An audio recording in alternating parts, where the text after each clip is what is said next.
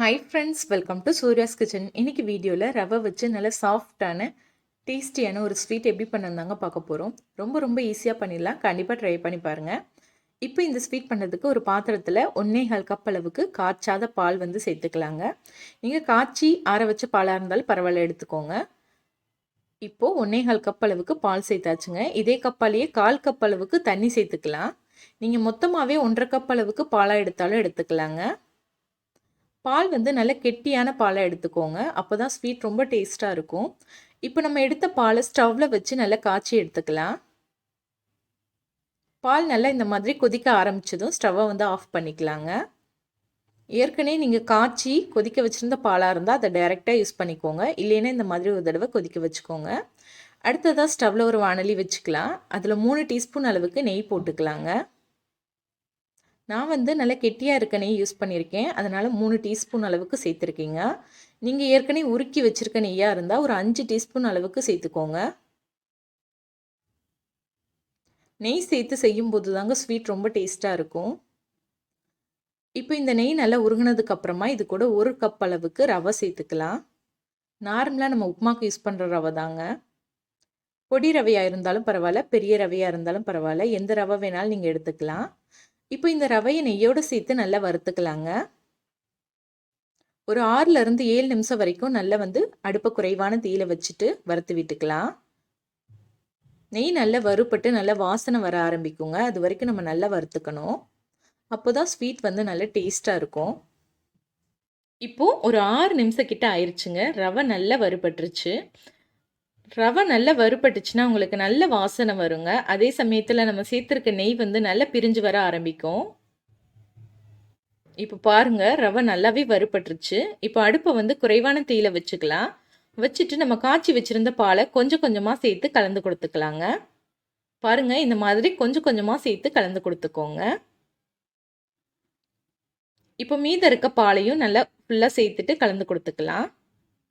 பால் வந்து நீங்கள் சேர்க்கும்போது சூடாக இருக்கணுங்க. நீங்கள் ஏற்கனவே காய்ச்சி வச்சுருக்கீங்க அப்படின்னாலும் மறுபடியும் ஒரு தடவை சேர்க்கும்போது நல்லா சூடு பண்ணிவிட்டு அதுக்கப்புறமா சேர்த்துக்கோங்க. அப்போ தான் நம்ம ரவை வந்து நல்லா வெந்து வரும். கைவிடாமல் இந்த மாதிரி நல்லா கலந்து கொடுத்துக்கிட்டே இருங்க. அப்போ தான் கட்டிப்படாமல் நல்லா கலந்து வரும். சப்போஸ் உங்களுக்கு கட்டி பட்டுருச்சுனாலும் பரவாயில்ல, கரண்டி வச்சு நல்லா உடச்சி விட்டு நல்லா ஸ்மூத்தாக கலந்து கொடுத்துக்கோங்க. நம்ம சேர்த்துருந்த பால் வந்து ரவையோட வெந்து நல்லா கெட்டியாகி வருங்க. அது வரைக்கும் நம்ம நல்லா கலந்து கொடுத்துக்கணும்.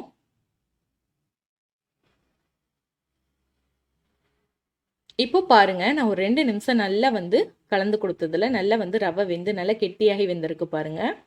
இப்போ இதில் நம்ம வந்து 3/4 கப் அளவுக்கு சர்க்கரை சேர்த்துக்கலாம்.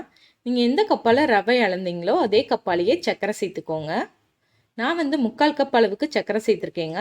நீங்கள் 3/4 கப்பில் இருந்து 1 கப் அளவு வரைக்கும் சர்க்கரை சேர்த்துக்கலாம். உங்களுடைய இனிப்புக்கு தகுந்த மாதிரி சேர்த்துக்கோங்க. சர்க்கரை சேர்த்துட்டு மறுபடியும் நல்லா கலந்து விட்டுறலாங்க. சர்க்கரை சேர்த்து கலந்து கொடுக்கும்போது உங்களுக்கு சர்க்கரை நல்லா இலகி வரும். நல்ல இலகுவான பக்குவத்தில் வருங்க. மறுபடியும் நீங்கள் கலந்து கொடுக்க கொடுக்க நல்லா உங்களுக்கு கெட்டியாயிரும். பாருங்கள், இந்த மாதிரி நல்லா மிக்ஸ் பண்ணிக்கோங்க. கட்டியெல்லாம் நல்லா உடச்சி விட்டு விட்டு நல்லா கலந்து கொடுத்துக்கோங்க.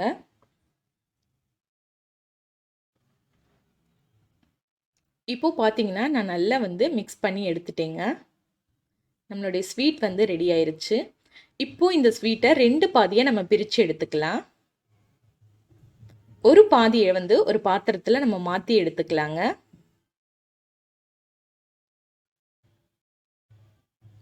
இன்னொரு பாதி ஸ்வீட்டில் வந்து நம்ம ஃபுட் கலர் சேர்த்துக்கலாம். நான் வந்து எல்லோ கலர் ஃபுட் கலரில் கொஞ்சமாக தண்ணி சேர்த்து கலந்து சேர்த்துருக்கேங்க. எந்த கலர் ஃபுட் கலர் வேணாலும் நீங்கள் யூஸ் பண்ணிக்கலாம். நம்ம சேர்த்துருக்க கலர் வந்து எல்லா பக்கமும் படுறது மாதிரி நல்லா கலந்து கொடுத்துக்கோங்க.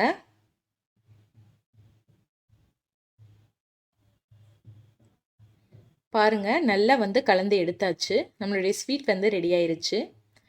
இப்போ பார்த்தீங்கன்னா நான் ஒயிட் கலர் ஸ்வீட்டில் இருந்து கொஞ்சமாக ஒரு சின்ன நெல்லிக்காய் அளவுக்கு உருண்டை எடுத்து உருட்டிக்கலாங்க. இந்த மாதிரி ரவுண்ட் ஷேப்பில் உருட்டி எடுத்துக்கோங்க. இதே மாதிரி எல்லா ஸ்வீட்டையுமே சின்ன சின்ன உருண்டையாக உருட்டி எடுத்துக்கோங்க. பாருங்கள், இந்த மாதிரி எல்லாத்தையுமே நான் வந்து உருட்டி எடுத்துக்கிட்டேன்.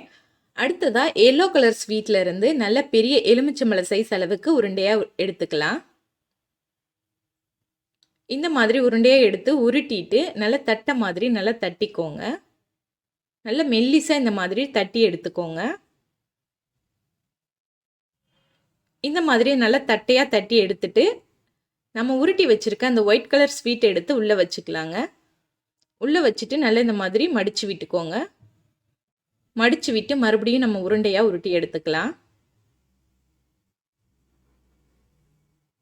எக்ஸ்ட்ராவா இருக்க மாவை வந்து எடுத்துருங்க. எடுத்துட்டு மறுபடியும் நல்ல உருண்டையா உருட்டிக்கலாம். பாருங்க, இது பார்க்கறதுக்கு அப்படியே நம்மளுக்கு ஒரு எலுமிச்சம்பழம் மாதிரியே இருக்கு பாருங்க.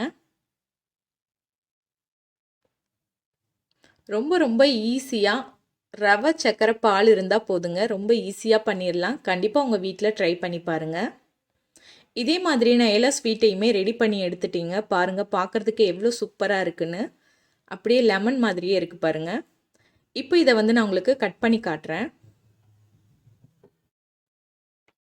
பாருங்கள், உள்ளே எவ்வளோ சாஃப்டாக நல்ல டேஸ்டியாக இருக்கும். கண்டிப்பாக ட்ரை பண்ணி பாருங்கள். இதே மாதிரியே எல்லா ஸ்வீட்டையுமே கட் பண்ணி எடுத்துக்கோங்க. இந்த ஸ்வீட் ரெசிபி உங்களுக்கு பிடிச்சிருக்குன்னு நினைக்கிறேன். பிடிச்சிருந்தா வீடியோக்கு ஒரு லைக் கொடுத்து வீடியோவை ஃப்ரெண்ட்ஸ் கூட ஷேர் பண்ணிக்கோங்க.